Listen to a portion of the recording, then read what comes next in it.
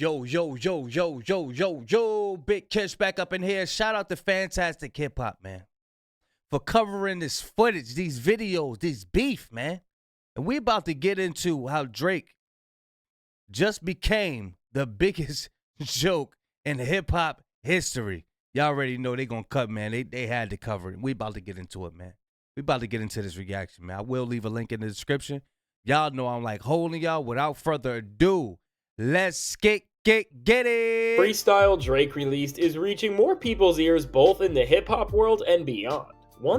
Now, as the new Freestyle Drake released is reaching more people's ears both in the hip-hop world and beyond, one thing that has become clear is that with the more attention this song has garnered, and the more hearing Drake's most introspective lyrical performance since going back and forth with Kendrick Lamar during the height of their beef in 2024. Beyond the optics and really just flat-out deception of Drake rapping over a beat that would make people who are not fully paying attention to what he is saying think that he is starting to make some sort of a comeback in the rap world, in actuality, as now people have had time to process this record, and from the best rappers in the world to some of the biggest names in the NBA, seeing just how many people Drake was trying to intimidate here.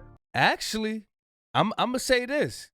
This little freestyle, this little fighting Irish freestyle is getting more buzz than everything else he dropped. To me, it's getting more buzz than everything else he dropped. Y'all let me know what y'all think. What did he drop after the beef? Got the sexy red joint. What else? I can't remember, man, but yeah. All together with how he tried to convince his rivals that he wasn't the one who lost in this thing, and that also at the end of this all, when the truth comes out, he will be the one who is on top. Overall, while Drake coming back into lyrical consciousness has given us a song that we are at least talking about more than anything else he has released in months, at the same time, delivering a performance like this has allowed Drake's inner thoughts to come out more than we have seen in about a year at this point, and really with the results of this, Drake has just never exposed himself more when it comes to proving on his own account that boy, he got that dentist mustache, boy. That boy got that dentist mustache. That's Dennis' son, boy. Don't you play with Dennis' son. beyond being one of the most pathetic figures in music today at this point, that he is really one of the biggest jokes of a figure that hip-hop has ever seen. But now, before we go into just how bad the effects of this track are going to end up affecting Drake in the long run, be sure to leave a like and subscribe. And so now with Drake and this track, when it comes to what this new freestyle that's not actually a freestyle, because you can clearly see him reading off a piece of paper in the video the song was released with, despite what Drake defenders are trying to say to make any part about this record look like it was a win for him and that he didn't even intend for it to be released. This song releasing directly from producer Conductor Williams definitely was intentional on Drake's end, as putting the song out this way allowed for him to get this new message out without having to go through his own label, who he is of course in a whole other mess with. And on top of that, as this song came see, this is why I like to react to other people's perspective, get other people's takes on it. So the reason why he's not coming out with music is because the reason why he's not coming out with music because he's so he's so into it with the UMG and that makes sense. Hold on, y'all. Let me see something.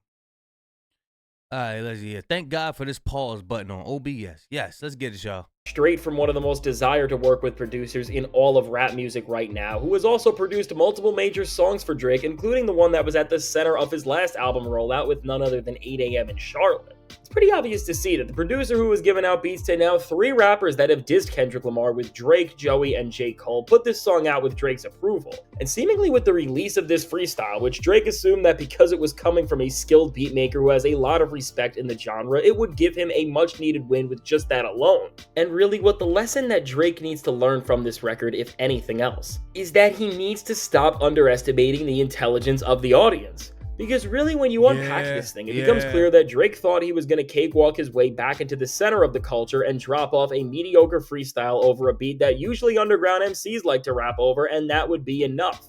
But just like other rappers who exploited how low the bar was for quality in the Drake era are now learning, he's definitely insulting our intelligence. Just not even just with this, just overall. He just keep hitting us with shit like, yo, yeah, I know they gonna take it. Yeah, I'm gonna just hit them with that and hide my hand. They gonna be good. Nah, bro.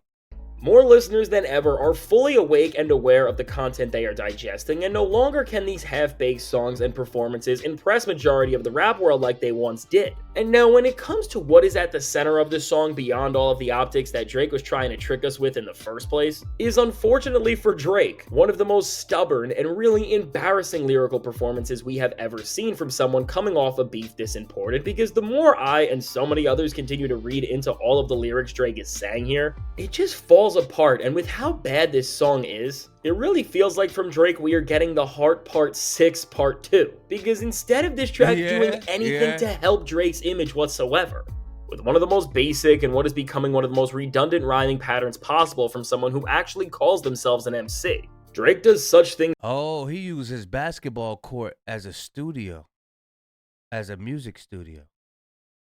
Ah, okay. See, when these millionaires be purchasing these big houses, it don't just be no house. They use it for everything.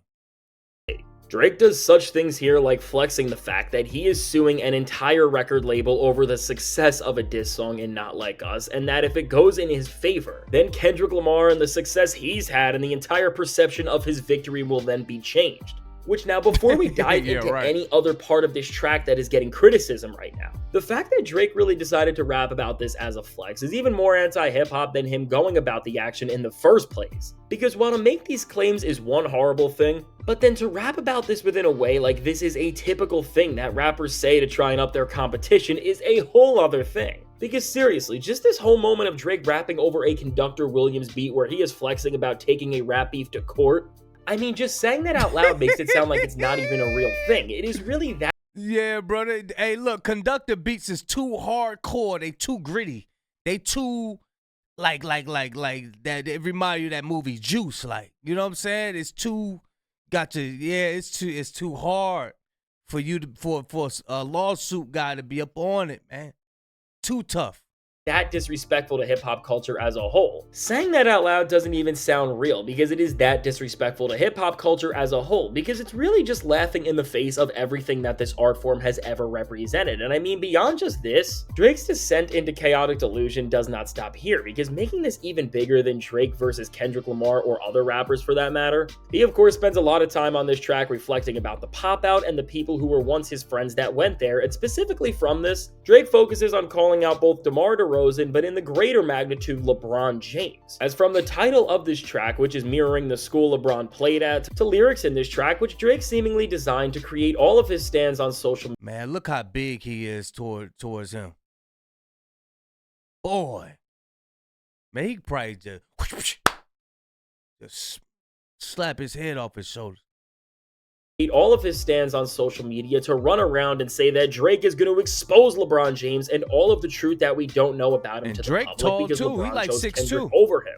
And now with the biggest thing Drake has achieved with this track being that he has rallied his fan base into all thinking that he is going to expose LeBron James's hidden past. I mean, again, when you say these things out loud, it's not just laughable that this is where we are at, but again, Drake is so desperate to make any sort of moment in these songs that he's leaving lyrics that will then bait his fans to try and start these mass movements where they want to take people like LeBron down. And what's most funny about this all is that when it comes to Drake's entire ethos as a rapper, it is falling apart more than ever because of things like these. Because while Drake is dissing LeBron and trying to code this entire track to be some sort of a warning to him, no matter how much Drake tries to make LeBron look terrible, is he forgetting that he's also the guy who has the tattoo of LeBron on his arm? Which, funny enough, tying the title back to LeBron even more, it is the artwork of when LeBron was in school with the jersey that this song is seemingly titled after. So again, when we break this down and see why so many people are losing respect for Drake even more than they already have, as his biggest move is now trying to bait us into thinking a guy who he has a tattoo of on his arm is bad. Again, while Drake thinks he's making power plays, he is just making himself look weak and guilty, because how can you diss a guy the way he is if you literally permanently placed an image of him on your arm? I mean, it's just all so pathetic. And for the people who are defending Drake and saying that anything he does from this point forward is just gonna get criticized no matter what he does, That's just not true, because Drake could have really tried to write something about how it really feels to not just lose, but to also lose people who he thought were his friends. And if this performance was genuine and emotional, people would have resonated with it because it would feel relatable, but again, with the arrogance and delusion that Drake keeps living in here. For the people who have not continued to support him as his music has declined year over year and he has just gotten more immature in the process, this song is just impossible to connect with because he's telling us about stories and moments that he is trying to put in one way, but the reality we have all seen from our own eyes just a few months ago. Facts. He said it's impossible to connect with because it's all made up. It's fabricated, bro. Like, the audience can't keep going for you being disingenuous to them. Like, yo, we see you. You on everybody's TV. You on everybody's timeline. Not everybody for the all people. Oh my gosh. But you on most people's timeline and everything, bro. We see exactly what you doing. You gonna go up there and I guess write, oh nah, they don't see what I'm doing, but I'm doing this. I'm doing this. I ain't doing this, y'all. I'm doing this. Man, we see you, bro. We see you. Is completely different. And I really feel like what Drake was trying to do here was make his Blueprint 2-like moment, which is what Jay-Z did after he lost the Nas beef, with a self-titled track from his album of the same name where Jay addressed the beef after having the biggest stain on his career from Nas handing him an L. But now the difference is between Drake and Jay is that while both of them lost, even in the Blueprint 2 song, Jay managed to somehow turn his L into an ego boost that pushed him into the next era of his career, and with Jay never backing away from what made him successful in the first place after he lost, it only pushed him to make more hit songs and drop more music that still reached the status quo of what people wanted to see from him. And meanwhile with Drake, from running away from everything he has ever stood for, to staying in this world of delusion where now this hole he has put himself into is so deep that he is now just responding to disses from songs Kendrick released months and months ago, and somehow with his responses being so bad that now he's only validating Kendrick's claims further and further. Overall, Drake has really just never made himself look like a bigger joke than with this song, and if this is the moment that is starting off his 2025, and really now the bar for him is releasing songs that are the equivalent to The Heart Part 6 even all of these months after the shock and chaos that Kendrick Lamar caused, as now from Kendrick Lamar to the West Coast to now people like LeBron are all left laughing at Drake for just clapping back to them in some of the strangest, most delusional, and really just anti-hip-hop ways possible. Well, really everything for Drake is just looking terrible, and somehow... And I told you, Drake is obsessed with people's shoulders, bro. Drake is obsessed with people's shoulders. You could go to the streamer, the dude that didn't even know who Drake was, the last streamer that he was with, not Aiden Ross, but the last guy. He was rubbing on his shoulders. And then you got the girl. I forgot her name, but he was doing an interview and he was like, ooh, her shoulders. Drake is obsessed with shoulders, bro. Wordy bond, boy.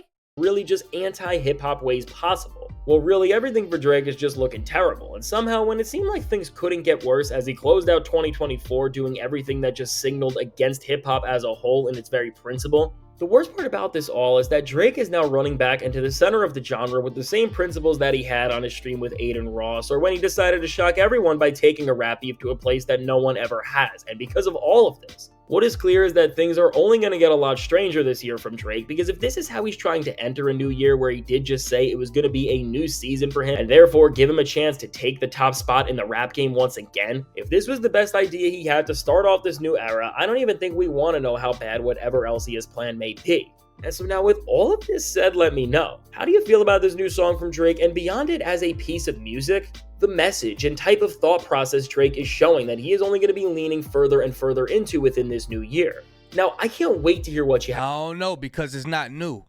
I don't think he failed to mention that it wasn't new. It's from last year, like the beginning of last year.